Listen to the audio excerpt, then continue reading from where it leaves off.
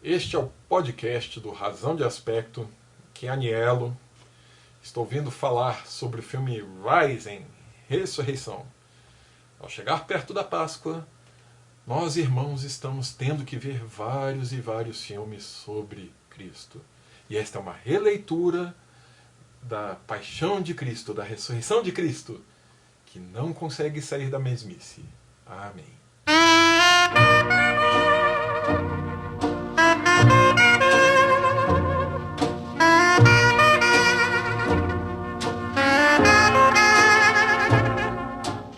Eu adoro histórias de pessoas saindo do túmulo e...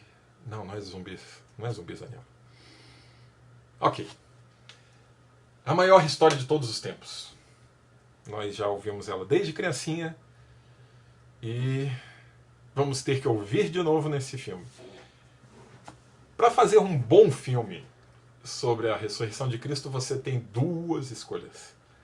Ou tentar fazer um épico bíblico, um estilo que está meio demodé, mas dá para fazer coisas boas nisso, um épico realmente, fazer a história, a maior história de todos os tempos. Ou você tenta fazer uma abordagem nova dessa história que todo mundo já ouviu.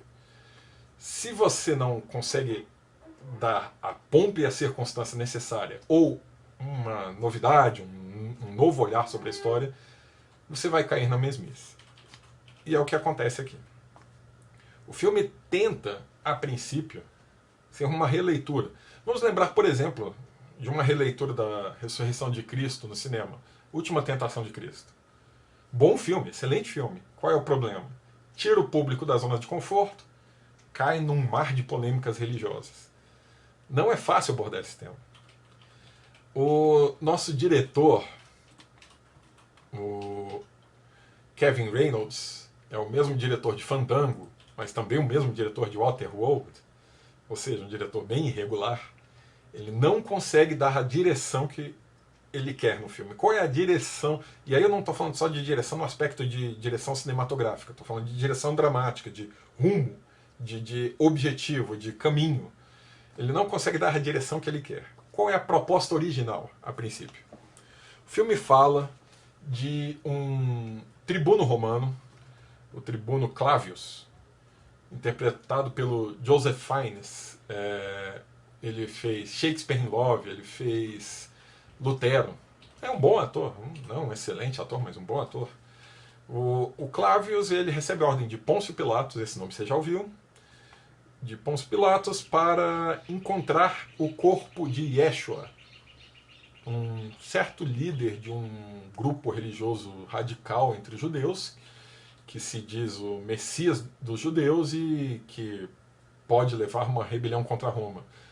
Como os discípulos de Yeshua dizem que ele voltou dos mortos, encontrar o corpo seria uma forma de desacreditar essa seita e restabelecer a ordem. Isso é uma função típica de um tribuno romano. É um cargo policial, é um cargo de segurança, é um cargo militar e um cargo político. O Clavius é um político no início de carreira.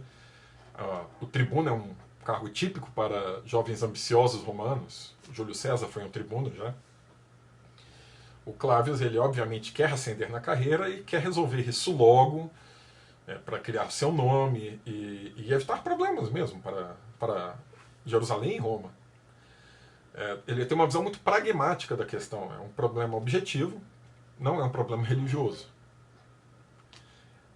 Isso poderia ser uma abordagem muito interessante se o filme conseguisse ter a ousadia de ir por ali, de inclusive o personagem conseguir manter esse questionamento, se eles conseguissem trabalhar bem o conflito da visão romana, da visão pagã romana pragmática e dos fatos que o Clavius tem que ver durante o filme, dariam algo interessante.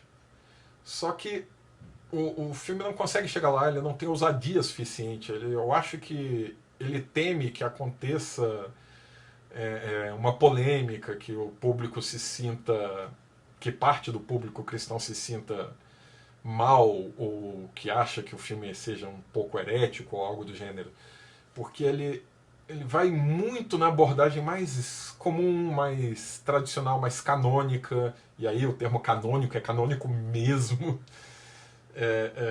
da história da ressurreição. Então nós temos uma nova abordagem que no fundo reconta a mesma história, sem nenhuma releitura, sem nenhum aprofundamento. Assim, o Joseph Fiennes até tenta fazer uma interpretação ali, mas o personagem, como ele é retratado pelo roteiro, pela trama, não tem muita de onde tirar água ali.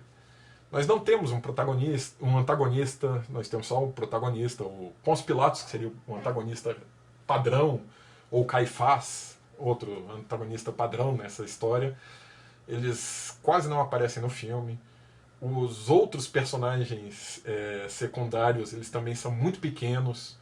Nós temos, dos 11 apóstolos, a gente só tem citado o nome de 2, Bartolomeu e Simão Pedro. E mesmo eles aparecem muito pano de fundo. No fundo, os apóstolos parecem um bando de gente gritando Yeshua a maior parte do tempo. O filme acaba não se resolvendo. Ele tenta ter cenas de ação, tem uma batalha até bem dirigidazinha.